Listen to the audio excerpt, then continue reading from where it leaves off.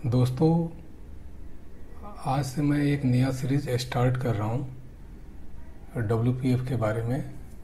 Window presentation foundation. ऐसे ये technology तो पुराना है, बहुत पुराना है। 2006 में ये टेक्नोलॉजी स्टार्ट हुआ था, लेकिन आज भी ये टेक्नोलॉजी बहुत ही यूजफुल है और .NET कोर के भीतर भी ये टेक्नोलॉजी आ चुका है।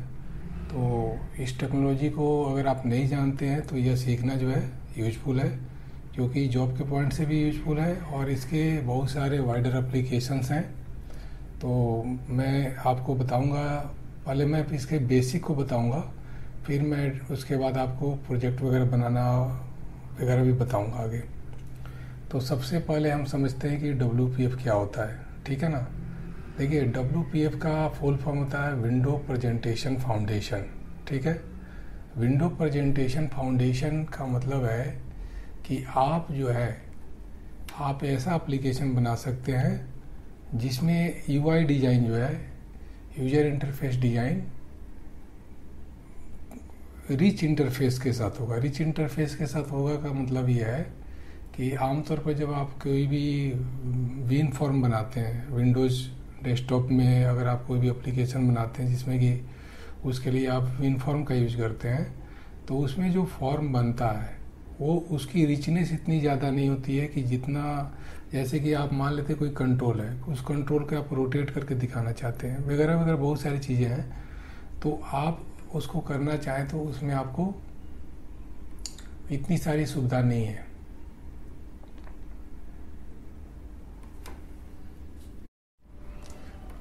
तो सबसे पहले मैं आपको विजुअल स्टूडियो में एक विंडो फॉर्म तो सबसे पहले मैं आपको एक एप्लीकेशन बनाकर दिखाता हूँ। WPF का बेसिक एप्लीकेशन होगा और उसके साथ जो भी थियरी है, थियरी भी मैं बताऊँगा पहले। और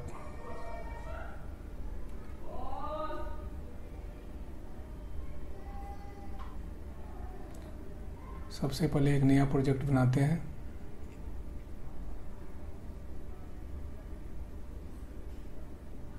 देखिए, जब आप WPF का एप्लीकेशन बनाते हैं तो इसमें दो पॉसिबिलिटी है, या तो आप .NET कोर में आप इसको बनाइए या फिर .NET फ्रेमवर्क में बनाइए, क्योंकि जैसा कि मैंने बताया कि बहुत ओल्ड टेक्नोलॉजी है। और अगर आप जॉब पे जाते भी हैं तो जॉब पे आपको ऐसा भी हो सकता है कि पुराने आपके एप्लीकेशन बने हुए हैं उसमें चेंजिंग करना हो या कुछ और चीज़ करना हो, तो उस मेंटेनेंस के लिए भी अगर आपको कोई जॉब दे दे कि इसमें एक करेक्शन करना है, तो इसलिए आपको पहले करना क्या चाहिए कि पहले आप .NET फ्रेमवर्क पे उसको लर्न कीजिए, फिर आप .NET कोर पे मूव कीजिए, क्योंकि आपका ये टेक्नोलॉजी बहुत ओल्ड है। और ऐसा नहीं कि आप .NEट कोर पे डायरेक्ट नहीं कर सकते हैं, लेकिन मैं ये सजेस्ट करूँगा कि पहले आप .NEट फ्रेमवर्क पे कीजिए, देन एंड देयर आफ्टर आप क्या कीजिए कि .NEट कोर पे मूव कीजिए। अब देखिए कि अगर मैं यहाँ पर सर्च करूँ ना WPF, तो देखिए WPF से रिलेटेड जो भी टेम्पलेट है आपको यहाँ दिख जाएगा। कुछ टेम्पलेट आपका ऐसा होगा जो आपको .NET कोर में होगा, जैसे कि आपको दिख रहा है कि a project for creating a .NET WPF application. अब यहाँ पर गौर करने वाली बात है कि आप यहाँ देखिए .NET फ्रेमवर्क लिखा हुआ है, WPF एप्लीकेशन यहाँ पे लिखा है, लेकिन ये .NET फ्रेमवर्क के लिए है, जबकि ये जो है ना आपका .NEट कोर के लिए है। इसके अलावा आप जैसे कि दूसरे भी एप्लीकेशन में क्लास लाइब्रेरी वगैरह बनाते हैं तो वो सब बना सकते हैं, लेकिन फ़िलहाल हम क्या करेंगे कि WPF का यूज करेंगे डेस्कटॉप एप्लीकेशन बनाने के लिए, विंडोज़ के लिए। क्योंकि आपको ये भी मैं बता दूं कि WPF का यूज कर सकते हैं हम ब्राउज़र एप्लीकेशन बनाने के लिए, जो क्रोम ब्राउज़र है या दूसरे ब्राउज़र में आपको, मतलब एक तरीके से आपका वेब एप्लीकेशन के लिए यूज़र इंटरफेस आप प्रोवाइड कर रहे हैं WPF के द्वारा। या ऐसा कर सकते हैं WPF के थ्रू आप क्या कर सकते हैं कि डेस्कटॉप एप्लीकेशन बना सकते हैं जो बेसिकली एक यूजर इंटरफेस होगा, ठीक है ना। तो जो नॉर्मली जो हम लर्निंग स्टार्ट करते हैं ना, तो या तो आप इसको चूज कीजिए या .NEट फ्रेमवर्क कीजिए, दोनों में से किसी को भी चूज कीजिए। मैं .NEट फ्रेमवर्क को स्टार्ट करता हूँ और एक नया एप्लीकेशन बनाता हूँ। तो मैं अपने प्रोजेक्ट का नाम कुछ भी दे सकता हूँ, WPF एप्लीकेशन 1, मैं WPF ऐप लिख देता हूँ और एक फ़ोल्डर में, टेम्पोररी फ़ोल्डर में रख रहा हूँ। सॉल्यूशन का नाम भी मैं वही दे रहा हूँ और देखिए मैं लेटेस्ट फ्रेमवर्क ले रहा हूँ, ऐसे 8 भी ले सकता हूँ लेकिन 7.2 ही ज़्यादा बाय डिफ़ॉल्ट जो है ना उसको ले रहा हूँ। अब जो है मैं इस एप्लीकेशन को बनाऊंगा और आगे बताऊंगा कि इसको बनाने में क्या क्या चीज़ें आपको जानकारी होनी चाहिए। तो इसमें सबसे पहले आपको जानकारी होनी चाहिए XAML टेक्नोलॉजी का। देखिए WPF एक अलग टेक्नोलॉजी है और XAML जो है एक अलग टेक्नोलॉजी है, इस बात को पहले समझिए। मैं कहना क्या चाह रहा हूँ कि जब आप WPF एप्लीकेशन बनाते हैं तो आपको XAML टेक्नोलॉजी की नॉलेज होनी चाहिए। XAML technology basically XML technology का ही एक्सटेंशन है, मतलब उसी को एप्लीकेशन को डेवलप करने के लिए माइक्रोसॉफ्ट के भीतर एप्लीकेशन को डेवलप करने के लिए यूजर इंटरफेस बनाने के लिए XML टेक्नोलॉजी के आधार पर उसको डेवलप किया गया। तो XML टेक्नोलॉजी क्या होता है, आपको मार्कअप के आधार पर क्या होता है, उसमें डेटा को स्टोर कर सकते हैं कि एक एप्लीकेशन से दूसरे एप्लीकेशन में डेटा को ट्रांसफ़र कर सकते हैं और वो प्लेटफॉर्म इंडिपेंडेंट होता है। ये मैं मान के चल रहा हूँ कि आपको इस बात की नॉलेज है, ठीक है। तो XML टेक्नोलॉजी अगर आप नहीं जानते हैं तो W3C पे जाकर वहाँ पर इसका ट्यूटोरियल देख सकते हैं। अगर आप HTML टेक्नोलॉजी जानते हैं तो HTML टेक्नोलॉजी में क्या होता है, आपका मार्कअप होता है। तो बिल्कुल XML में भी मार्कअप होता है, लेकिन ये केस सेंसिटिव होता है। तो XAML जैसे मैंने यहाँ बोला ना XAML, तो XAML क्या होता है, बेसिकली आपका एक्सटेंसिबल एप्लीकेशन मार्कअप लैंग्वेज, जबकि XML का मतलब होता है एक्सटेंसिबल मार्कअप लैंग्वेज। यहाँ एप्लीकेशन वर्ड आ रहा है, ये का मतलब एप्लीकेशन है, एक्सटेंसिबल एप्लीकेशन मार्कअप लैंग्वेज। कहने मतलब कि XML टेक्नोलॉजी की मदद से आप क्या कर रहे हैं कि उसमें कुछ और चीज़ों को फीचर को ऐड करके आप एप्लीकेशन को डेवलप कर रहे हैं, एप्लीकेशन के यूजर इंटरफेस को डेवलप कर रहे हैं, जिसको कि XML कहते हैं। और ये टेक्नोलॉजी आपको माइक्रोसॉफ्ट ने डेवलप किया है और ये बेस्ड है आपका XML टेक्नोलॉजी पे। तो अगर आप XML टेक्नोलॉजी के बारे में बिल्कुल नहीं जानते तो पहले आपको XML टेक्नोलॉजी को जान लेना चाहिए। देन एंड देयर आफ्टर जब आपको थोड़ा सा बेसिक क्लियर हो जाए तब आपको XAML टेक्नोलॉजी को लर्न करना चाहिए। मतलब हर चीज़ का एक सिस्टमेटिक तरीका होता है। तो XML को आप देख लीजिएगा W3C पे, मैं XAML के बारे में बता रहा हूँ।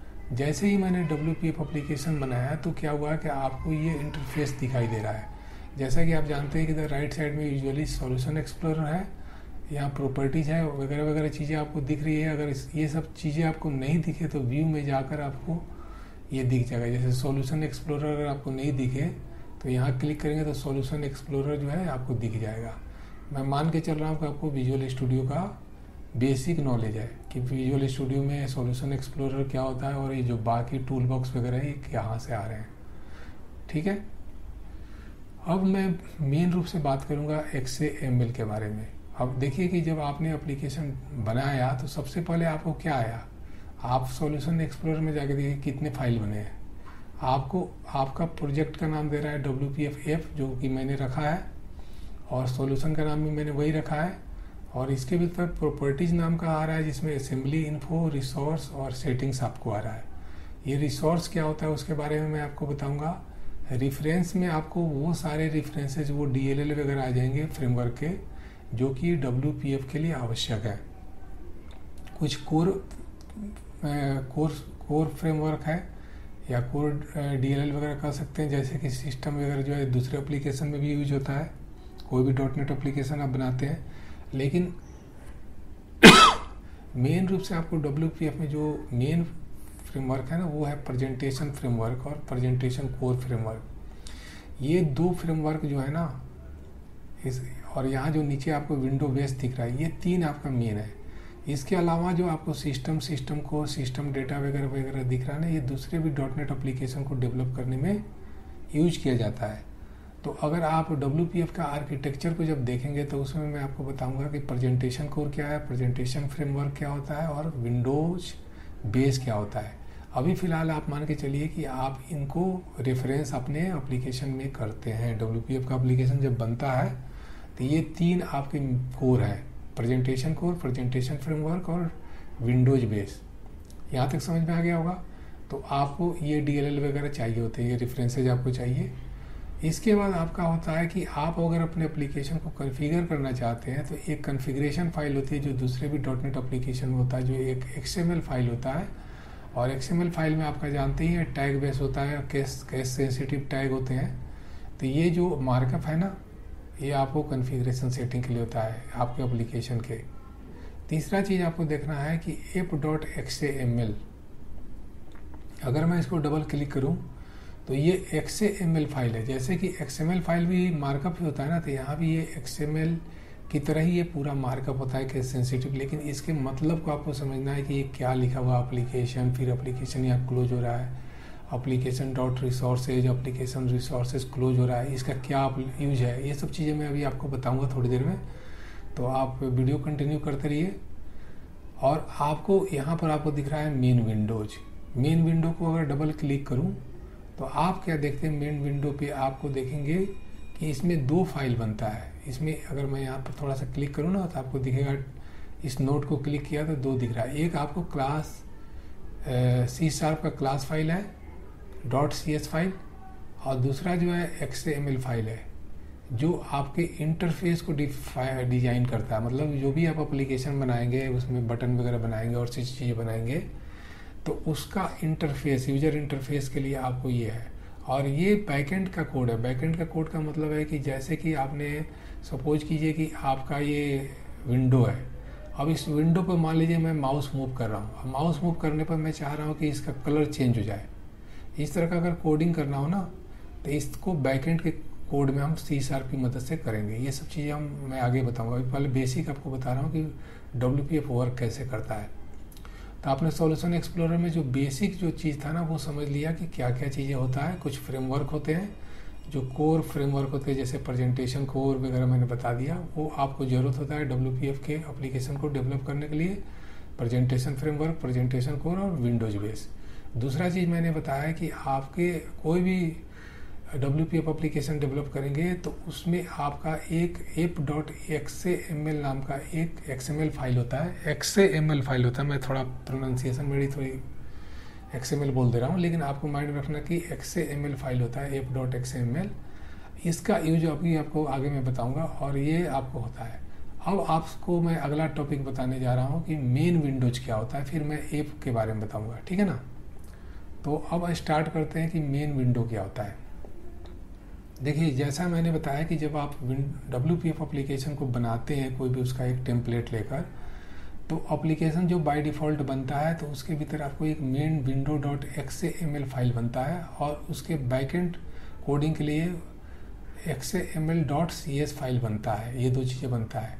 तो XML फाइल वो होता है जिसमें कि आप XML में XML की कोडिंग करते हैं, और इसमें आप C# की कोडिंग करते हैं। अब इसको देखिए कि इसको कैसे आप अपने एप्लीकेशन को डेवलप। 2 मिनट के लिए मैं इसको हाइड कर देता हूँ सॉल्यूशन एक्सप्लोरर को। अब देखिए कि आप जो दिखा रहा है ना, कि इसको 2 पार्ट में दिखा रहा है। ऊपर आपका यूजर इंटरफेस दिखा रहा है और नीचे आपका कोड दिखा रहा है XML का, ठीक है ना। अभी मैं बताऊँगा XML के बारे में, पहले आप चुपचाप मतलब वीडियो को केवल सुनते चलिए। देखिए, यहाँ पर आपका एक डिजाइन मोड में होता है, तो ये डिजाइन दिख रहा है। XML में तो XML नीचे का दिख रहा है। अगर आप इसको दोनों हॉरिजेंटली, अगर ये वर्टिकली है ना स्प्लिट, नहीं हॉरिजेंटली स्प्लिट है, अगर इसको वर्टिकली स्प्लिट करना चाहते हैं तो ऐसे कर सकते हैं। तो आपका इंटरफेस इधर आ जाएगा और कोड इधर आ जाएगा। लेकिन अगर आप चाहते हैं कि हम एक बार में एक ही चीज़ को देखें तो वो भी पॉसिबल है। जैसे कि मान लेते हैं कि मैं इसको पहले की तरह कर देता हूँ, लेकिन अगर आप चाहते हैं कि ये जो है आपको केवल एक ही चीज़ दिखे, तो ऐसे कर लीजिए कि यहाँ जो आपको दिख रहा है ना pop-up.xaml, तो ऐसा करके भी आप काम कर सकते हैं। ऐसा करने से क्या होगा, देखिए कि आपका ये चीज़ बिल्कुल सेपरेट होगा। अब आपका कोडिंग करना आसान हो जाएगा। और इसको मैं अगर Alt टैब दबाऊंगा ना तो इधर आ जाऊँगा अपना। लेकिन अगर आप दोनों सामने रखते तो उससे क्या होता है कि कोडिंग करते तो सामने जो डिजाइनिंग बनता है वो भी दिखता है। लेकिन मैं टैब दबाकर भी स्विच करके देख सकता हूँ, इसलिए मैं इसको पॉप आउट करके ऐसे अलग रख लेता हूँ, जिससे कि कोडिंग करना इजी हो जाए, ठीक है। अब हम आपको XML फाइल के बारे में बताएंगे कि XML फाइल में ये जितने भी मार्कअप दिख रहे हैं, जितने भी टैग दिख रहे हैं, इन एलिमेंट इसको बोलते हैं। जैसे विंडो एलिमेंट है, ग्रिड एलिमेंट है, इनका क्या मतलब होता है, इसको आप बताएंगे, ठीक है। और ये सब जो बाकी दिख रहा है इसका भी मतलब बताएंगे। तो देखिए, जब भी आप अपना WPF एप्लीकेशन बनाते हैं तो उसमें एक पहला एलिमेंट जो होता है ना, विंडो होता है। विंडो जिसको हम बोलते हैं top level element. Top level element का मतलब ये है कि आपका जो मार्कअप होगा वो एक पूरी हायरार्की में होगा। हायरार्की का मतलब होता है कि एक लैडर लाइक स्ट्रक्चर होगा, कि जैसे ग्रैंडफादर, फादर और सन, इस तरीके का एक हायरार्की होता है ना। जैसे HTML फाइल में आप देखते हैं तो आपको HTML होता है, फिर उसके अंदर बॉडी होता है वगैरह वगैरह। बिल्कुल इसी तरह का हायरार्की यहाँ भी आपको होता है XAML फाइल के भीतर। अब देखिए कि इसका टॉप लेवल जो एलिमेंट होता है ना वो विंडो होता है। उसके भीतर अगर आप उसका चाइल्ड देख रहे हैं तो वो ग्रिड है, कुछ और भी हो सकता है। मैं 2 मिनट के लिए इसको हटाता हूँ, पहले केवल आप विंडो पे फोकस कीजिए। जब भी आप बाय डिफ़ॉल्ट करते हैं तो आपको विंडो और उसके भीतर ग्रिड देता है, लेकिन ग्रिड होना जरूरी नहीं है। आप विंडो को समझिए, विंडो क्या है। विंडो बताता है कि जब आप अपने एप्लीकेशन को रन करेंगे, जैसे मैंने F5 प्रेस कर दिया, 2 मिनट के लिए F5 प्रेस किया, तो आपका क्या होता है कि जो XAML का जो कोड है वो कन्वर्ट हो जाता है बाइनरी में। बाइनरी में कन्वर्ट होता है तो उसको हम बोलते हैं BAML, binary application markup language. जो XAML होता है ना वो आपका एक तरीके से सोर्स कोड हो गया, और वो जो कंपाइलर कंपाइल करता है और फिर वो बाइनरी में कन्वर्ट कर देता है तो वो बन जाता है BAML। BAML जो होता है आपका .NET का C# का कोडिंग हो जाता है। वहाँ पर आपका कोड जो है कन्वर्ट होता है, तो वो आपका समझिए कि C# में कन्वर्ट होता है। अच्छा, दूसरा चीज़ आप ये देखिए कि मैंने रन किया ना, F5 दबाया तो आपका ये मेन विंडो आ रहा है। मेन विंडो क्यों लिखा हुआ आ रहा है यहाँ देखिए, अगर आप देखेंगे तो यहाँ पर विंडो का जो टाइटल मैंने लिखा है मेन विंडो, इसलिए मेन विंडो लिखा रहा है। अगर मैं इसका नाम चेंज कर दूँ और लिखो कि लर्न WPF और सेव कर दूँ तो देखिए अब क्या हो रहा है, यहाँ लर्न WPF लिखा आ रहा है। आप देखिए कि मैंने हॉट रिलोड फीचर को इसमें ऐड किया है। यहाँ अगर देखेंगे ना, यहाँ लिख रहा है hot reload available. Hot reload का मतलब होता है कि जैसे आप अपने कोड में चेंज करेंगे तो वो उसका रिफ्लेक्शन जो होगा, जैसा आपने यहाँ चेंज किया तो वो चेंज आपको यहाँ पर अपने फॉर्म के भीतर दिख रहा है, यूजर इंटरफेस के भीतर दिख रहा है। और इसकी हाइट कितना दिखा रहा है विंडो का, 450, और विड्थ कितना दिखा रहा है, 800। अगर मैं इसको कम कर दूँ, सपोज कि मैंने इसको 600 कर दिया, तो आप देखिएगा कि ये भी चेंज हो गया, छोटा हो गया ना, विड्थ घट गया, और बढ़ाया तो बढ़ गया। एनीवे मैं इसको 800 ही रहने देता हूँ। अब आपको बाय डिफ़ॉल्ट जो दिया था उसी को लेता हूँ। अब आपको आगे बताऊँगा कि इसके भीतर विंडो जो है, विंडो जिसको मैं एलिमेंट भी बोल रहा हूँ, XAML का मार्कअप टैग भी बोल सकता हूँ, या मार्कअप एलिमेंट भी बोल सकता हूँ, या सिंपली विंडो एलिमेंट बोलिए। अब मैं इसको बंद कर दे रहा हूँ, अब आपको समझाता हूँ। देखिए, यहाँ पर अगर ब्राउज़र के द्वारा अगर आप बनाते हैं ना, जैसा कि आपने देखा था टेम्पलेट, तो वहाँ पर एक पेज लिखा हुआ आता है। लेकिन आप डेस्कटॉप पे बनाएंगे तो विंडो वाला टॉप लेवल एलिमेंट होगा। अब टॉप लेवल एलिमेंट जो है ना, उस एलिमेंट के भीतर जितने भी ये पार्ट हैं ये सारे एट्रीब्यूट हैं। जैसे HTML में कोई टैग होता है उसके भीतर एट्रीब्यूट होते हैं ना, बिल्कुल यहाँ पर भी वैसे ही कहानी है। यहाँ पर जो x: क्लास लिखा है, ये क्लास बता रहा है कि ये आगे जो मेन विंडो है ये क्लास है, और ये क्लास डिराइव हो रहा है विंडो क्लास से। आप कहेंगे कि ये मैं कैसे क्लियर हूँ। आप विंडो पे क्या कीजिए कि F12 प्रेस कर दीजिए, राइट क्लिक कीजिए, राइट क्लिक करके देखिए F12 यहाँ लिखा ना, गो टू डिफिनीशन। तो आप जब विंडो पर F12 प्रेस करेंगे तो वो आपको उस क्लास के पास ले जाएगा जिस क्लास के द्वारा ये एलिमेंट बन रहा है। कहना मतलब एक तरह का मैपिंग है। किस चीज़ का मैपिंग है? जो भी आपका XAML के भीतर टैग है, जो भी आपका मार्कअप एलिमेंट है, उसके कोरस्पॉन्डिंग आपका एक .NET में क्लास होगा। ठीक है। अब मान लेते हैं मैंने F12 यहाँ प्रेस किया विंडो पे, तो क्या होगा कि आपको उस फाइल में ले जाएगा जो .NET का क्लास को बताएगा। और दूसरी चीज़ आपको बता दें, यहाँ जो क्लास लिखा है ये बता रहा है कि मेन विंडो नाम का एक क्लास है, और ये क्लास जो है डिराइव हो रहा है विंडो क्लास से। मतलब ये आपको ये पेरेंट क्लास हो गया, ये उसका चाइल्ड क्लास होगा। इनहेरिटेंस की प्रिंसिपल हम जान ही रहे हैं। अब देखिए विंडो पे आ गए, मैंने F12 प्रेस किया तो विंडो पे आ गया ना। तो ये आपका जो XAML के भीतर जो विंडो लिखा हुआ था वो बेसिकली एक क्लास है, क्लास को रिप्रेजेंट कर रहा है। और ये क्लास भी आपका कंटेंट कंट्रोल और आई विंडो सर्विस इंटरफेस से डिराइव करके बना है। तो इस विंडो क्लास के भीतर कई सारे मेथड्स होंगे, कई सारे उसके मेंबर होंगे, प्रॉपर्टीज होंगे, मेथड होंगे, इवेंट होंगे वगैरह वगैरह। तो सारा चीज़ आपको यहाँ पर अगर इसमें जाकर नीचे देखेंगे तो ये सारा चीज़ आपको मिलेगा। इसमें मैं टाइम वेस्ट नहीं करना चाहता हूँ, आप खुद इसको देखिएगा कि जैसे विंडो का साइज करना वगैरह वगैरह। तो ये गेट सेट से प्रॉपर्टी से कैसे हम गेट सेट करते हैं, मुझे केवल ये बताना था कि अब इस विंडो पे जाइए, इस पर अगर क्लिक करेंगे F12 करेंगे तो ये आपको उस क्लास को ले जाएगा विंडो क्लास पे, देख रहे हैं। और ये क्लास आपका हमेशा पार्शियल क्लास होगा। पार्शियल क्यों होगा वो भी मैं बताऊंगा, लेकिन आप देखिए कि विंडो मेन विंडो किससे डिराइव है, विंडो से डिराइव है। आप यहाँ जाके देखिए आपका मेन विंडो का जो कोड था ना, F7 प्रेस करेंगे तो कोड आ जाएगा, और शिफ्ट F7 करेंगे तो आपका ये आ जाएगा। लेकिन अगर आपको XML फाइल देखना है तो जो मैंने टैब दबाया है ना, तो देखिए तो ये आपका क्लास है।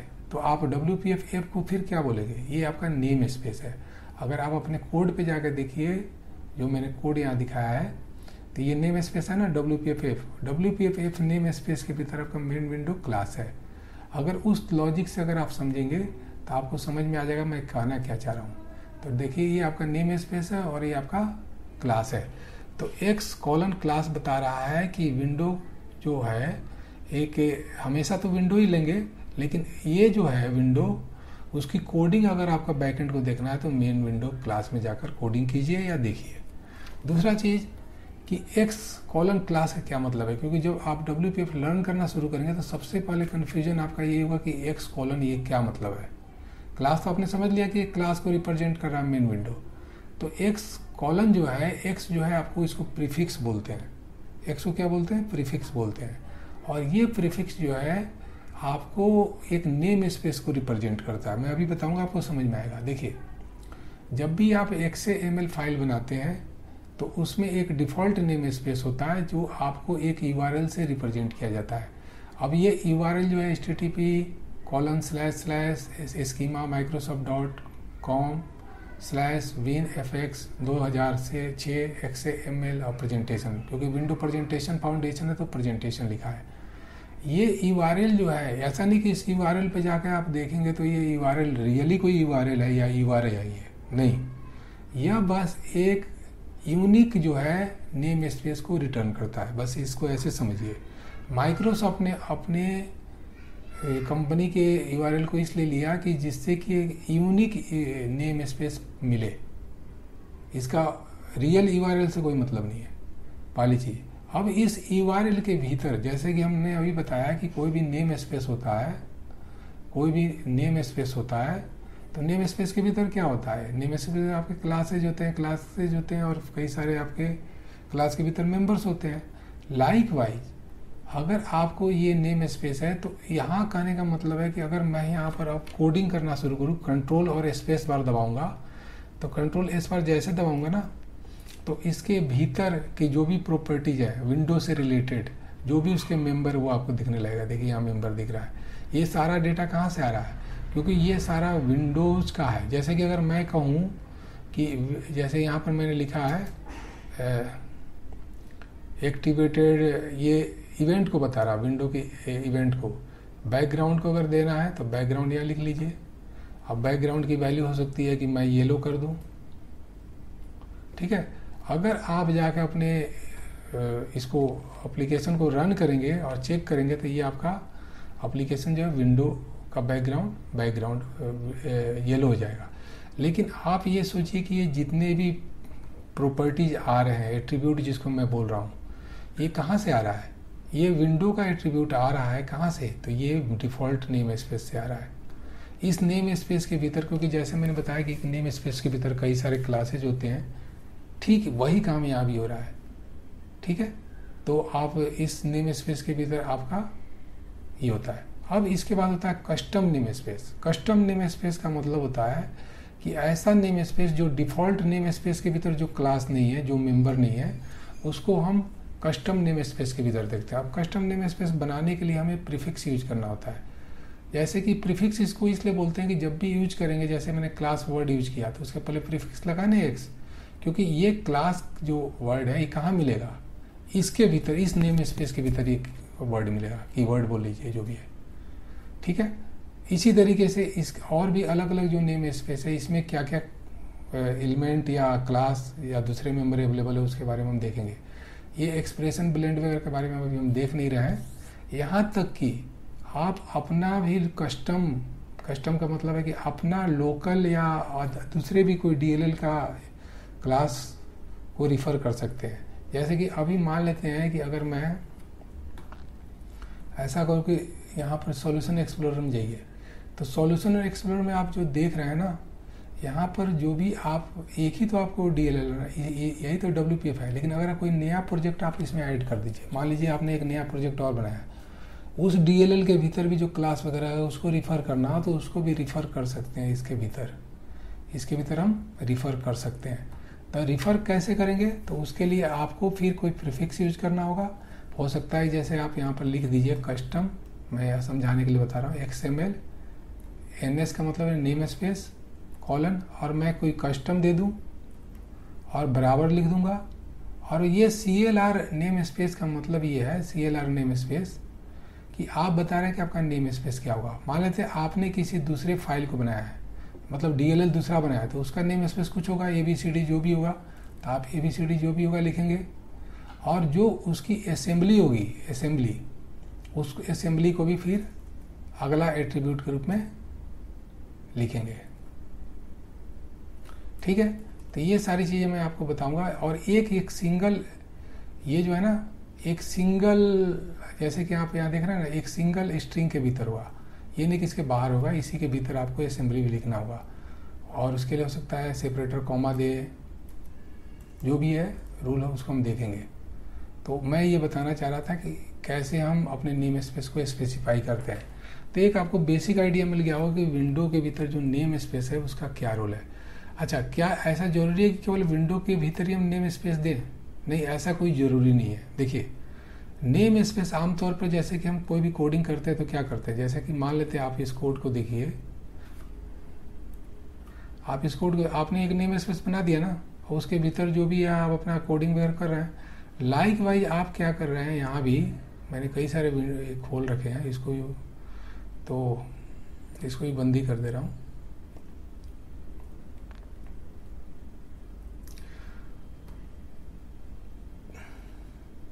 हाँ, मैं क्या बता रहा था कि आप जैसे एक नेम स्पेस के भीतर कई सारे क्लासेज होते हैं ना, क्या मैं बता रहा था,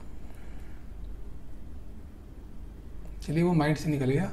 तो मैं विंडो के बारे में आपको पता है कि विंडो क्या करता है और विंडो के भीतर नेम स्पेस का क्या रोल है। हाँ, याद है, आपने यहाँ अलग अलग नेम स्पेस बनाया है। कई सारे नेम स्पेस क्यों बनाया है? क्योंकि आपको अपनी एप्लीकेशन के भीतर हो सकता है कि अलग अलग क्लासेस का यूज करना हो। जैसे कि ये विंडो क्या है, क्लास है, वो कन्वर्ट हुआ है एलिमेंट टैग के रूप में, XML मार्कअप के रूप में। इसी तरीके से अगर विंडो के भीतर, मान लेते हैं मैं आपको टूल बॉक्स ओपन करके दिखाता हूँ जिससे क्लियर होगा। अगर इस टूल बॉक्स को देखिए, तो इस टूल बॉक्स के भीतर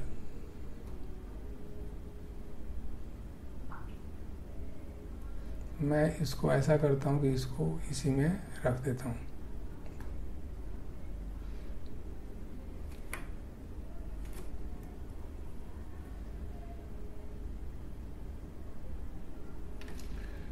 मैं दोनों को एक साथ ही रख के समझाता हूँ।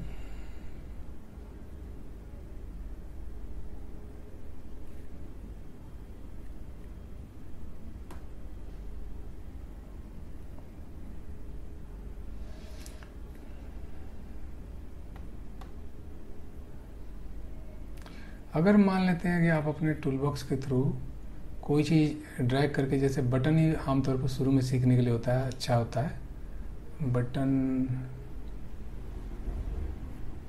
यहाँ बटन भी आप सर्च कर सकते हैं। देखिए, अब ये बटन जो है ना, आप या तो ड्रैग करके यहाँ रख दीजिए,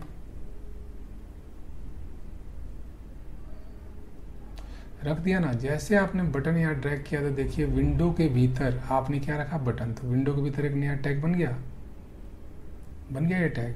थोड़ा सा मैं इसके हाइट भी कम ही कर देता हूँ, 400 कर देता हूँ, और इसको 200 कर देता हूँ, 250। ठीक है, अब आप इसको गौर कीजिए कि क्या हो रहा है। इसकी मार्जिन अगर हटा दूं, लोकेशन भी हटा दूं, कंटेंट हॉरिजॉन्टल अलाइनमेंट लेफ्ट कर दिया, टॉप कर दिया, इस दोनों को सेंटर कर देता हूं।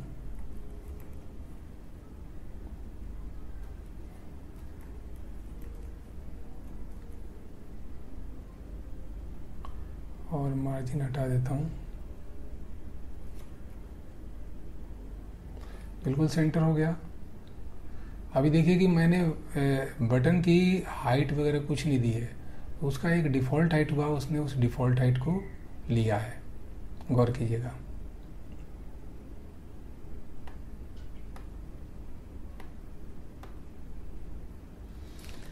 मैंने बटन लिया विंडो के भीतर, और बटन के कंटेंट का मतलब जो उसके ऊपर टेक्स्ट या जो भी ऑब्जेक्ट हम डालेंगे तो उसको कंटेंट बोलते हैं। अच्छा, एक चीज़ और भी मैं बता दूं कि WPF के भीतर कंटेंट का मतलब एक ऑब्जेक्ट होता है, ये कोई ज़रूरी नहीं कि वो टेक्स्ट ही होगा, उसको आगे हम देखेंगे। और हॉरिजॉन्टल और वर्टिकल अलाइनमेंट तो साफ आपको समझ में आ रहा है कि क्या है, मतलब दोनों तरफ से ये सेंटर में, हॉरिजॉन्टली और वर्टिकली। ठीक है, अगर इसका कोई अभी साइज नहीं दिया ना बटन का, तो ये अपना उतना ही लिया है साइज जितना कि इसका कंटेंट है। अगर मैं इसमें लिख दूं बटन टेक्स्ट, तो कंटेंट बढ़ गया ना, तो उसके हिसाब से ये ऑटो रिसाइज हो जा रहा है। गौर करने वाली बात है। इस तरीके से आपका समझ में आ रहा होगा कि कंटेंट का मतलब। अब लेकिन यहाँ देखिए एक्स नेम लिखा हुआ है। एक्स नेम का मतलब क्या है?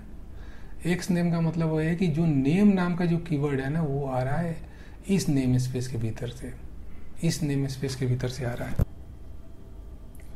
अब आपको यहाँ एक बात समझना है, जरूरी है, कि विंडो एक ऐसा एलिमेंट है या ऐसा XAML एलिमेंट है जो अपने भीतर केवल एक ही एलिमेंट को रख सकता है। एक ही एलिमेंट को रख सकता है मतलब एक ही कंट्रोल को रख सकता है।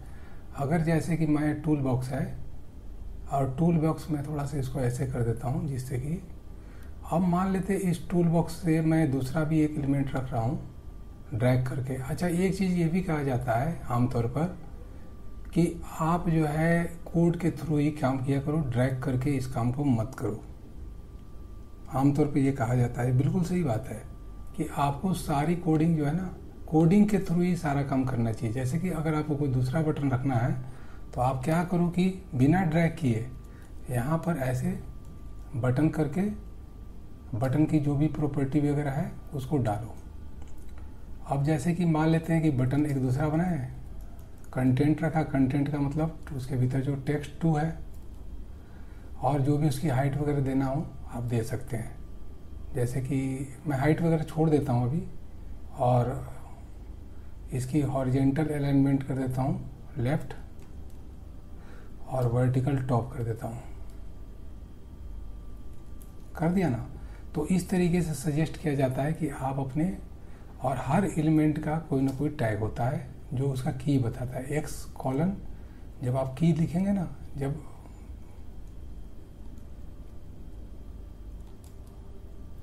नेम है यहाँ, तो कई बार की होता है, वो मैं की बताऊंगा, डिक्शनरी के केस में होता है।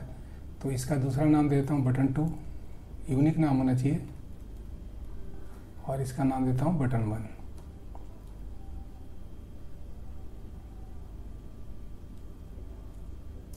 अब देखिए कि यहाँ क्या इशू आ रहा है। यहाँ इशू आ रहा है, यहाँ ये भी लाइन बता रहा है, लिख रहा है कि property content is more than once, कि कंटेंट प्रॉपर्टी को आपने 1 से 2 ज़्यादा बार यूज किया है।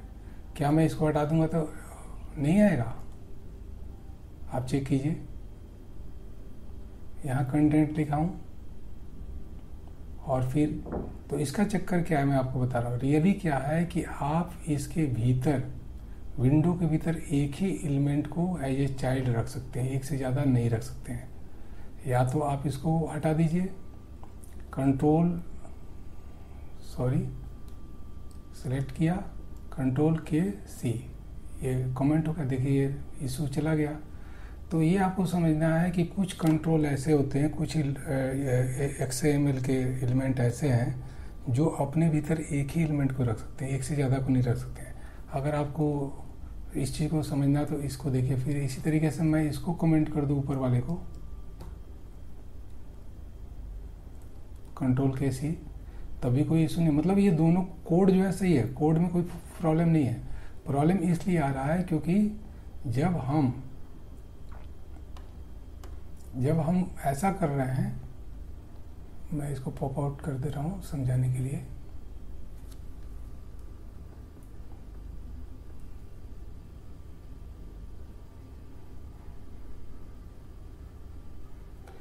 जब हम ऐसा कर दे रहे हैं कि या तो ये लिख रहे हैं या फिर ये लिख रहे हैं, क्यों?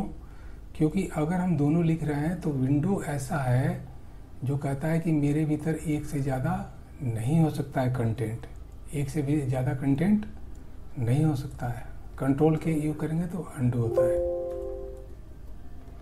तो ये दो कंटेंट को अलाउ नहीं करता। इसलिए यहाँ आ रहा है कि कंटेंट बटन इज, यहाँ क्या लिख रही है, बटन स्मॉल हो गया है। इशू क्या आ रहा है, the property content is set more than once. तो ये चीज़ आपको समझना है कि कंटेंट का क्या मतलब है। अच्छा, एक चीज़ और मैं आपको बता दूं कि यहाँ सेल्फ क्लोजिंग हो रहा है ना। आप मान लेते हैं, इसको हटा देता हूँ। अब लिखने का दो तरीका है, इसको भी समझना है।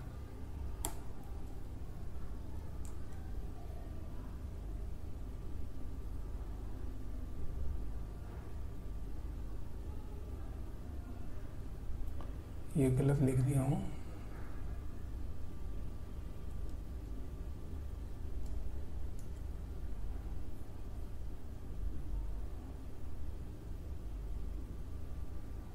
ये नेम स्मॉल में लिखा हुआ है इसलिए हो रहा है इशू, और कंटेंट भी स्मॉल में लिखा हुआ है।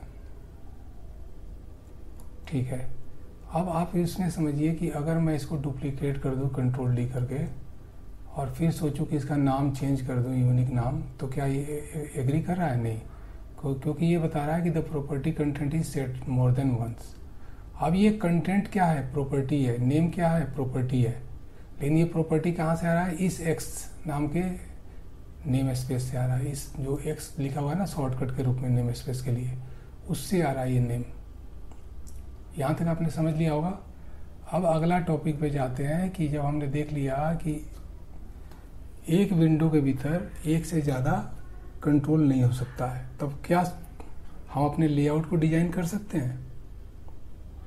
जब हमने सीखा कि विंडो के भीतर एक ही कंट्रोल को हम रख सकते हैं, एक से ज़्यादा नहीं रख सकते हैं, लेकिन हम तो जब भी अपनी लेआउट डिजाइन करते हैं तो उसमें कई सारे कंट्रोल को प्लेस करते हैं। तो कई सारे कंट्रोल को प्लेस तो हम ऐसे कर नहीं सकते हैं, तो इसके लिए क्या सॉल्यूशन है, ये सोचने वाली बात है। तो अगला हमारा टॉपिक होगा कि हम अपने लेआउट को कैसे डिजाइन करते हैं WPF के भीतर। देखिए बहुत सारे टॉपिक है, 1 बाय 1 मैं करूँगा कवर, जिससे आपको क्लियरिटी भी होगी, समझ में भी आएगा। तो अब अगला हमारा टॉपिक होगा कि जब हमने समझ लिया कि विंडो है, विंडो हमारा पूरा एक जिस तरह विनफॉर्म होता है उसी तरह विंडो है, और विंडो के भीतर हम अगर कोई कंट्रोल रखते हैं तो एक से ज़्यादा नहीं रख सकते हैं, और हमें लेआउट डिजाइन करना है तो हमें कोई और दूसरा तरीका चाहिए। तो इसको पहले मैं डिलीट कर देता हूँ और अब समझाता हूँ कि क्या तरीका है। देखिए इसके लिए आपके पास तरीका है, मैं नोटपैड में इसको समझा देता हूँ कि आप इसके लिए पैनल का उपयोग करते हैं। देखिए पैनल होता है क्या, समझिए। जैसे हम कहते हैं ना panel of doctors, panel of कोई भी, जैसे टीवी पे लोग आते हैं डिस्कस करते हैं तो वो पैनल बोलते हैं। पैनल क्या होता है? एक ग्रुप होता है, और उस ग्रुप को हम पैनल कहते हैं। इसी तरीके से यूजर इंटरफेस डिजाइन करने के लिए हम एक पैनल का यूज करते हैं। पैनल क्या होता है कि उसके भीतर हम जितने भी कंट्रोल चाहें रख सकते हैं। पैनल का मतलब ये होता है। अब WPF क्या करता है कि पैनल के लिए हमें 5 तरह का क्षेत्र, मतलब 5 से ज़्यादा है लेकिन मैं बेसिक में बता रहा हूँ। सबसे जो कॉमन पैनल है उसको स्टैक पैनल बोलते हैं। मैं यहीं पर आपको दिखा रहा हूँ। अब आप अपने विंडो के भीतर क्या करेंगे, एक कम से कम पैनल आपको चाहिए पहले, कि जिससे कि आप कंट्रोल रख रहे हैं तो एक ही कंट्रोल रख पा रहे हैं, लेकिन आप पैनल जो है जैसे आपने स्टैक पैनल रख दिया, हो गया ना। लेकिन आप ये नहीं सोचना कि एक से ज़्यादा रखोगे, क्योंकि एक से ज़्यादा रखोगे तो फिर विंडो प्रॉब्लम करेगा, क्योंकि विंडो का रूल है कि वो एक ही कंटेंट को अलाउ करता है। इस चीज़ को समझो। तो आपने पैनल रख दिया, एक पैनल आपने रखा, इसका क्लोजिंग टैग है। अब इस पैनल के बीच में मतलब कि एज ए नेस्टेड एलिमेंट आप जो भी एलिमेंट चाहिए रख सकते हैं। जो भी एलिमेंट का मतलब जो भी आपका, मैं इसको फिर जो है ना, क्योंकि यहाँ पर इसको क्लोज कर दे रहा हूँ क्योंकि समझाने के लिए पॉप आउट किए थे कि आप अपने कोई भी जो भी कंट्रोल देख रहे हैं उस कंट्रोल को क्या कर सकते हैं, XML के बीच में रख सकते हैं। मतलब इस स्टॉक पैनल के बीच में कोई भी एलिमेंट, एक या एक से ज़्यादा कोई भी, जैसे आपको बटन रखना है तो बटन यहाँ लीजिए और बटन का नाम दीजिए। X करने के बाद आपका मतलब है कि X जो है ना, यहाँ जैसे आपने X लिखा तो वो उस नेम स्पेस को बता रहा है कि देखो जी इससे नेम स्पेस को यूज करना है, और कॉलन लगाइए और उसके भीतर जो भी आपको अवेलेबल है वो उसको बता रहा है क्या क्या अवेलेबल है। नेम आपको अवेलेबल है, नेम लिखिए। नेम के थ्रू क्या करते हैं कि यूनिक नेम आप देते अपने बटन का, तो बटन 1 कर देता हूँ और फिर मैं इसको क्लोज कर देता हूँ। अभी कुछ मैं कर नहीं रहा हूँ। तो बाय डिफ़ॉल्ट जो बटन का विड्थ हाइट होगा वो इतना छोटा होगा कि आप इमेजिन नहीं कर सकते हैं। आप जाके अपना इसको रन करके भी देख सकते हैं। रन करेंगे तो देखिए बटन कैसा बन रहा है, कुछ आपको समझ में आएगा। अब इस बटन के भीतर जितने भी आप यहाँ लिख रहे हैं ना, इसको एट्रीब्यूट कहते हैं या प्रॉपर्टी कहते हैं। देखिए ज़्यादा हम टेक्निकल नहीं होंगे कि एट्रीब्यूट कहते हैं या प्रॉपर्टी कहते हैं, उस पर आपको ज़्यादा नहीं चलना है, क्योंकि मार्कअप के भीतर हम क्या कहते हैं कि जो भी होता है उसको एट्रीब्यूट ही बोलते हैं। लेकिन मैं यहाँ दोनों वर्ड यूज करूँगा, प्रॉपर्टी और एट्रीब्यूट, उससे आपको फ़र्क नहीं लेना है। अब मान लेते हैं इस बटन का मैं बैकग्राउंड देना चाह रहा हूँ। अभी देखिए बटन दिख नहीं रहा है।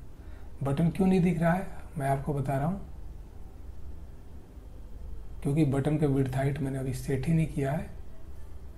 अब मैं इसका बैकग्राउंड दे रहा हूँ। देखिए आपके जितने भी प्रॉपर्टी हैं कैपिटल में होंगे, मैं स्मॉल में लिख रहा हूँ लेकिन वो कैपिटल में जा रहे हैं, ध्यान दीजिएगा। और मैं इसको दे देता हूँ ब्राउन। इन सब का मतलब धीरे धीरे क्लियर करूँगा, क्योंकि ये सारे जो है अल्टीमेटली क्या हो रहे हैं, क्यों इशू हो रहा है।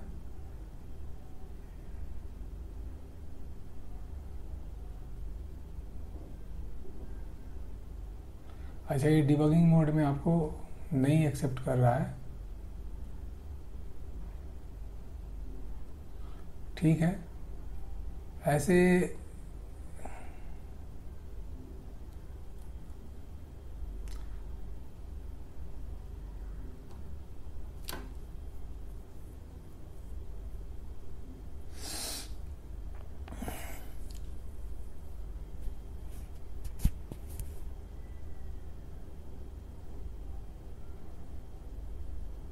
ये हॉट रीलोड फीचर के लिए है।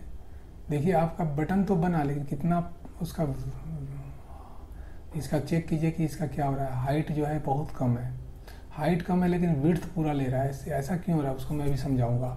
अब थोड़ा सा मैं इसका हाइट को बढ़ाता हूँ, हाइट इसका 40 कर देता हूँ। अब जाके चेक कीजिए, हो गया ना, हाइट बढ़ गया, लेकिन विड्थ पूरा ले रहा है। ऐसा क्यों हो रहा है, इसको समझना जरूरी है। देखिए स्टॉक पैनल कहता क्या है कि ये बाय डिफ़ॉल्ट जो है जितने भी एलिमेंट रखते हैं वर्टिकली एक के ऊपर एक रखता है। स्टॉक क्या करता है, एक के ऊपर एक रखता है। मैं एक दूसरा बटन बना दिया, इसकी हाइट 2 कर, इसका नाम चेंज कर दिया, इसका कलर रेड कर देता हूँ। आप चेक कीजिए, एक दूसरा बटन एक के नीचे एक आ रहा है ना। तो ये स्टॉक जो है वर्टिकली करता है बाय डिफ़ॉल्ट, ऊपर से नीचे की ओर। जैसे एक बुक के ऊपर दूसरा बुक, दूसरे के ऊपर तीसरा बुक रखते हैं ना टेबल पे, तो ये आपका बाय डिफ़ॉल्ट वर्टिकली स्टॉक करता है। लेकिन आप इसका ओरिएंटेशन अगर चेंज कर देंगे तब क्या होगा, देखिए स्टॉक पैनल के भीतर भी प्रॉपर्टी होता है, एट्रीब्यूट होता है। आप इसकी ओरिएंटेशन नाम का प्रॉपर्टी पे जाइए तो हॉरिजॉन्टल कर दीजिए, बाय डिफ़ॉल्ट वर्टिकल है। अब जाके चेक कीजिए, आप देखिए कि ये इसका ऐसे हो गया, एक के बगल में एक। लेकिन इसकी हाइट अब यहाँ मैटर नहीं कर रही है। मैं इसकी हाइट को हटा देता हूँ और इसकी जगह विड्थ कर देता हूँ। आप सोचेंगे क्यों, कैप्शन हो गए। अब देखिए क्या होगा, क्योंकि ये क्या करता है ना, जब आप इसको वर्टिकली अरेंज करते हैं ना, हॉरिजॉन्टली करने पर ऑटोमेटिकली ये पूरा ये ले लेता है हाइट को, और वर्टिकली करने पर ऑटोमेटिकली पूरा विड्थ ले लेता है। मैंने अपने पीछे देखा ही, हॉरिजेंटली करने पर पूरा हाइट लेगा और वर्टिकली करने पर पूरा विड्थ लेगा बाय डिफ़ॉल्ट, जब तक कि आप उसको चेंज ना करें। अब जैसे कि मैं इसके पूरा हाइट ले रहा है ना, अगर इसकी हाइट को चेंज कर देना चाहूँ, जैसे मैं इसकी हाइट, दोनों की हाइट चेंज कर देता हूँ।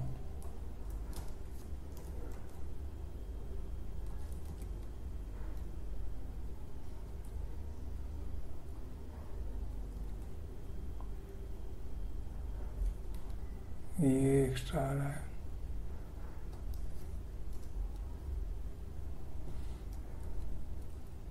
अब देखिए, जो आपने हाइट फिक्स कर दिया था ऐसे हो गया, लेकिन आमतौर पे क्या होता है ना, जब यूजर इंटरफेस डिज़ाइन करते हैं जिसमें कि आपको रेस्पॉन्सिव डिज़ाइन करनी होती है, तो डायमेंशन आप ऐसा नहीं फिक्स करते हैं, डायमेंशन आप छोड़ देंगे, जबकि क्योंकि वो जो बाय डिफ़ॉल्ट फ्लो ले रहा है ना पूरा, उसी को लेते हैं। इस तरीके से समझिए। हम कंटेनर के भी हाइट और विड्थ को चेंज कर सकते हैं, जैसे कि मैंने बताया कंटेनर का मतलब आपका विंडो का था, उसी तरह इसका भी हाइट विड्थ हो सकता है, इसका भी हाइट और विड्थ हो सकता है स्टैक पैनल का भी, कि आप, लेकिन ये इसका हाइट और विड्थ कितना रखना चाहिए, इसके हाइट और विड्थ से कम रखना चाहिए, ज़्यादा रखना चाहिए, कम रखना चाहिए, ठीक है ना। तो उसको हिसाब से भी आपका एक हाइट विड्थ होता है जिसको कहते हैं मीन हाइट मीन विड्थ। आप देखेंगे कि यहाँ पर एक ऐसा भी होता है, आ रहा है ना, मीन हाइट मीन विड्थ। तो ये सब चीज़ें आप देखेंगे, लेकिन अभी आप बेसिक समझिए कि जो मैं बताना चाह रहा हूँ कि आप एक स्टैक पैनल लेते हैं, तो स्टैक पैनल में क्या होता है, एक के ऊपर एक या एक के बगल में दूसरा, हॉरिजेंटली होगा तो एक के बगल में दूसरा, जो भी कंट्रोल्स आप रखेंगे वो प्लेस होता जाएगा, मतलब ये लेआउट डिजाइन का तरीका है। अब मान लेते हैं 2 मिनट के लिए इमेजिन कीजिए कि 2 मिनट के लिए इमेजिन कीजिए कि ये आपका रखते जा रहे हैं, अब ये पूरा स्पेस जितना इसका विड्थ है ना उतना तक उसने कवर कर लिया, तो उसके बाद क्या होगा। मान लेते हैं, मैं जो कहना चाहता हूँ आप बात को पकड़िए, कि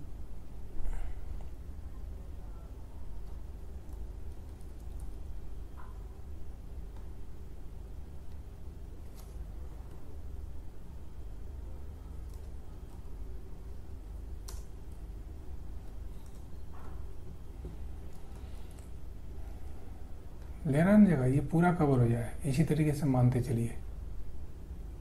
इसकी विड्थ बढ़ा देता हूँ, विड्थ बढ़ाऊंगा तो ज़्यादा सही रहेगा, मेरा काम आसान हो जाएगा। 80 ले ले रहा हूँ। अब बताइए क्या हुआ। अब इसके बाद जो एक्स्ट्रा अगर मैं रखता हूँ, 1 2 3 4 5 हो गया ना, अगर उसके बाद अगर मैं एक्स्ट्रा कोई रखता हूँ तो उसका क्या होगा। 2 मिनट में इसका समझिए कि मैं इसको ब्लू कर देता हूँ। क्या आपको ब्लू दिख रहा है यहाँ, नहीं दिख रहा है, हाँ, लेकिन इसको अगर स्टैक पैनल को, विंडो को अगर जूम करेंगे तो इसमें आ जाएगा ब्लू। मतलब का मेरा कहने का मतलब क्या है कि स्टैक पैनल क्या करता है, एक ही लाइन में आपको करेगा, या एक ही लाइन का मतलब वो वर्टिकल लाइन हो या हॉरिजॉन्टल लाइन हो, अगले लाइन पे नहीं जाएगा। ये स्टैक करने का तरीका होता है। लेकिन अगर आप मान लेते हैं स्टैक पैनल की जगह रैप पैनल यूज कीजिए, क्या कीजिए, एक दूसरा तरह का पैनल होता है जिसको कहते हैं रैप पैनल। जब आप रैपिंग करेंगे ना, तो जैसे उसको स्पेस नहीं मिलेगा तो नेक्स्ट लाइन पे चला जाएगा, नेक्स्ट लाइन पे चला जाता है। अब इसमें देखिए थोड़ा सा इसका चेंजिंग है, क्योंकि रैप पैनल में क्या होता है कि बाय डिफ़ॉल्ट इसकी ओरिएंटेशन जो है वर्टिकल होकर हॉरिजेंटल होती है, इसकी हॉरिजेंटल होती है। अब मैं इसकी हॉरिजेंटल की जगह वर्टिकल कर देता हूँ। अब देखिए क्या होगा, एक के नीचे हो एक हो रहा है, लेकिन जो बाय डिफ़ॉल्ट ओरिएंटेशन है उस पर समझिए। और मैं इसका ऐसा करता हूँ कि हाइट विड्थ हटा देता हूँ, क्योंकि जो बाय डिफ़ॉल्ट होगा ना उसी को ले रहा हूँ,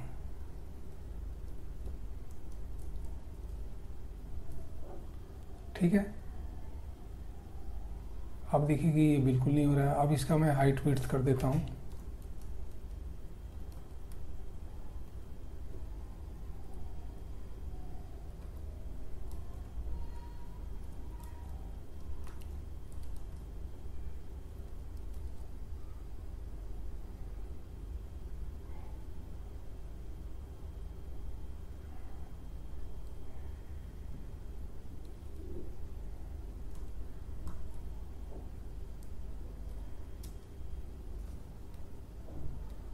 ठीक है, अब चल कर देखिए तो ऐसे जा रहा है, तो ये बाय डिफ़ॉल्ट ऐसे जा रहा है। अगर आप इसका जब ये पूरा स्पेस कवर हो जाएगा ना तो इसके बाद अगले लाइन पे आना शुरू हो जाएगा। इसके लिए आपको करना क्या पड़ेगा ना, थोड़ा सा इसका जूम मैं कम कर देता हूँ और फिर आपको दिखाता हूँ।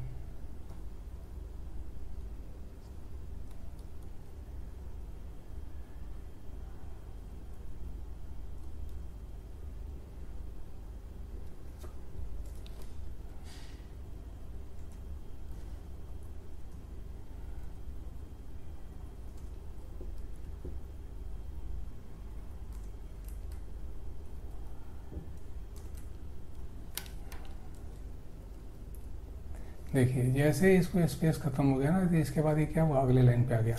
लेकिन अगर ये मान लीजिए 2 मिनट के लिए ये रहता आपका स्टॉक पैनल,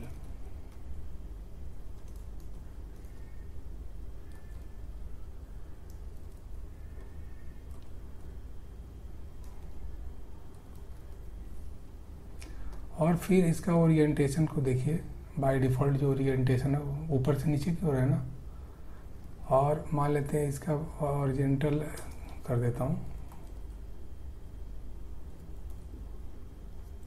अब देखिए क्या होगा, इसका जितना मिला उतना गया, उसके बाद नहीं मिला तो वो नीचे नहीं आया। जबकि इसके केस में क्या था कि नीचे आ गया था रैप पैनल के केस में। तो ये 2 तरह का आपका मेन केस होता है, स्टॉक पैनल और रैप पैनल। तीसरा जो होता है उसको कहते हैं डॉग पैनल, उसको भी समझते हैं। मैं इसको ऐसा करता हूँ कि इसको हटा देता हूँ, नोटपैड में रख ले रहा हूँ, कभी ज़रूरत होगी तो आगे यूज कर लेंगे।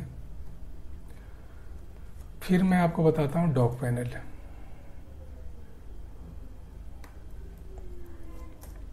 देखिए मैंने आपको बताया कि एक पैनल के भीतर कई सारे कंट्रोल्स को रख सकते हैं। इसको थोड़ा जूम कर देता हूँ। अब डॉग पैनल क्या होता है, इसको समझने के लिए आप अपने विजुअल स्टूडियो को पहले समझिए। मैं इसको विजुअल स्टूडियो की हेल्प से समझाऊंगा।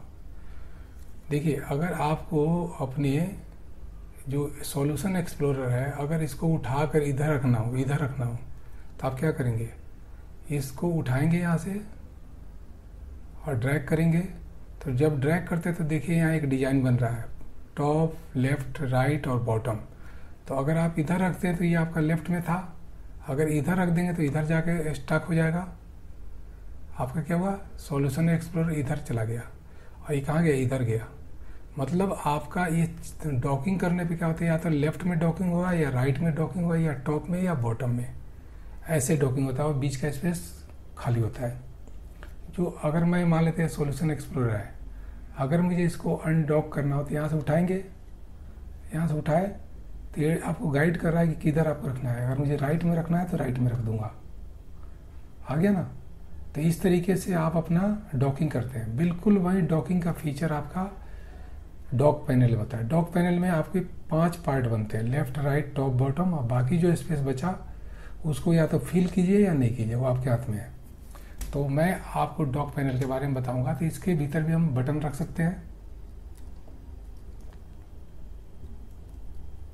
जब आप बटन रखेंगे तो आपको इसको डॉक पैनल का बताना होगा कि डॉकिंग किधर से कर रहे हैं, टॉप, लेफ्ट, राइट, बॉटम। आप ये सोच रहे होंगे कि डॉक पैनल डॉट डॉक का क्या मतलब है, तो इसको बारे में क्लियर करूंगा कि ये इसको क्या बोलते हैं, अटैच्ड प्रॉपर्टी वगैरह बोलते हैं, वो सब चीज़ आगे एक्सप्लेन करूंगा। पहले आप इसको देखते चलिए। तो हम इसको मान लेते हैं, इस बटन को पहले लेफ्ट में रखते हैं 2 मिनट के लिए मान लीजिए, और इसकी विड्थ और हाइट भी कुछ दे देते हैं, हाइट भी दे देते हैं 75, और इसको क्लोज कर दिए। तो अब मेरा एक बटन बन गया। अगर आप इसको देखना चाहते हैं तो इसमें आप डिजाइन मोड में जाकर देख सकते हैं।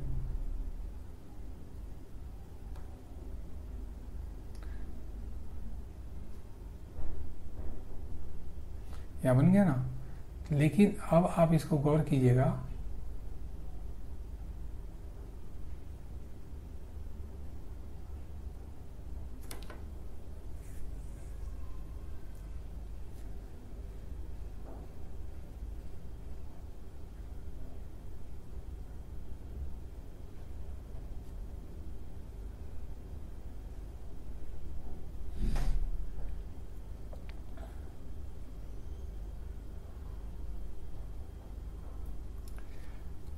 अब इसके बाद मैं एक और भी रखता हूँ, इसको लेफ़्ट की जगह टॉप कर देता हूँ।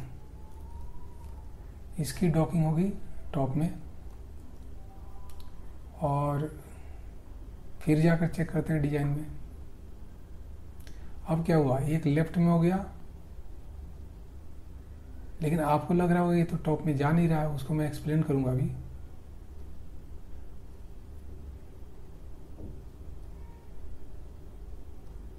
फिर इसी तरीके से आप टॉप के बाद है राइट, फिर इसके बाद है बॉटम। रख दिया ना आपने, अब जाकर चेक कीजिए आपका क्या हो रहा है।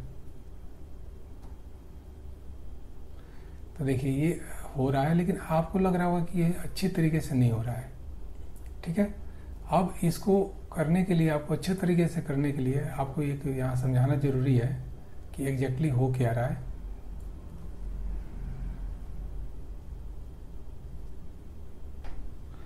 आपने जो अगर इसका सेटिंग किया ना, लेफ्ट में कर रहे हैं तो इसका आपको हाइट नहीं देना चाहिए। हाइट नहीं देंगे तो क्या है, ये पूरा का पूरा स्पेस ऑक्यूपाई करेगा हाइट का।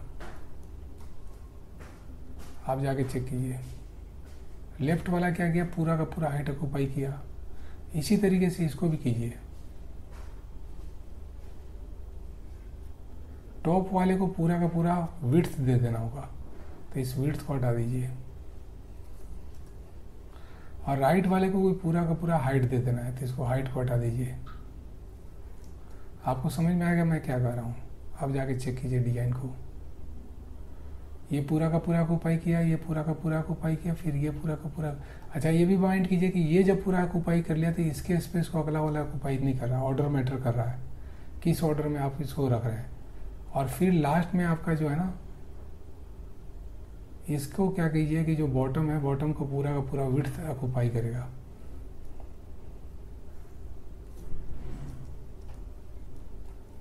तो देखिए जाकर डिजाइन में करा ना, पूरा का पूरा विड्थ ऑक्यूपाई कर रहा है। अब एक चीज और कीजिए कि पूरा का पूरा विड्थ तो ऑक्यूपाई कर रहा है,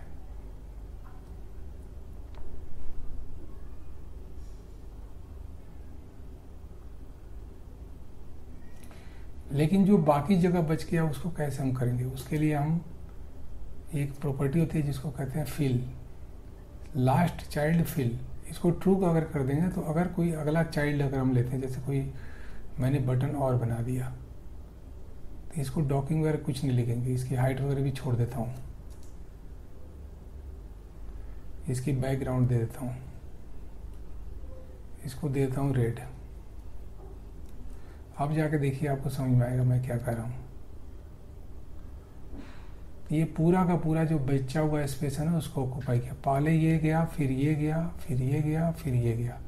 तो ये है आपका लेफ्ट, ये है टॉप, ये है राइट, ये है बॉटम, और जो बचा हुआ स्पेस है ये बीच में आया। ठीक है ना। रह गई डिजाइनिंग करने की बात, तो डिजाइनिंग हम सीखेंगे। अभी बेसिक कंसेप्ट को समझ रहे हैं, तो हमने डॉक पैनल को समझा कि डॉक पैनल कैसे वर्क करता है। अच्छा, डॉक पैनल की अगर आप जाकर अगर इसकी XML में अगर प्रॉपर्टी चेक करेंगे, जिस तरीके से आपने वो ओरिएंटेशन किया था, तो इसमें ओरिएंटेशन जैसा कोई चीज़ नहीं है। यहाँ स्पेस दीजिए कंट्रोल, तो आपको ये इसका डॉक पैनल का कलरिंग वगैरह बैकग्राउंड का कर सकते हैं, लेकिन उस तरह का नहीं है जो कि आपने यूज किया था आपने स्टैक पैनल में और रैप पैनल में। मतलब ओरिएंटेशन नहीं दे सकते हैं आप। जो डॉकिंग कर रहे हैं उस एलिमेंट की डॉकिंग करते समय बताते हैं कि वो डॉकिंग जो है लेफ्ट में होगा या राइट में होगा या जो भी होगा। और ये सारे आपके जो है नेस्टेड एलिमेंट हैं। किसके नेस्टेड एलिमेंट है? डॉक पैनल के। एक डॉक पैनल के भीतर दूसरा डॉक पैनल बना सकते हैं, एक डॉक पैनल के भीतर मतलब कोई भी पैनल के भीतर दूसरा पैनल बना सकते हैं। मान लेते हैं कि मैं यहाँ पर ये जो बचा हुआ है ना, उसकी जगह मैं चाह रहा हूँ कि कोई स्टॉक पैनल दे दूँ, तो आप नया एक फिर बना के उसके भीतर फिर वर्क कर सकते हैं, कोई बटन वगैरह और सब चीज़ें।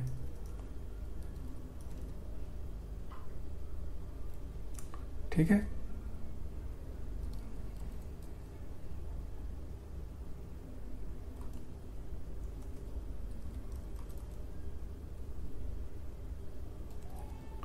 तो इस तरीके से आप एक पैनल के भीतर फिर उसके भीतर भी और सारे कई तरह के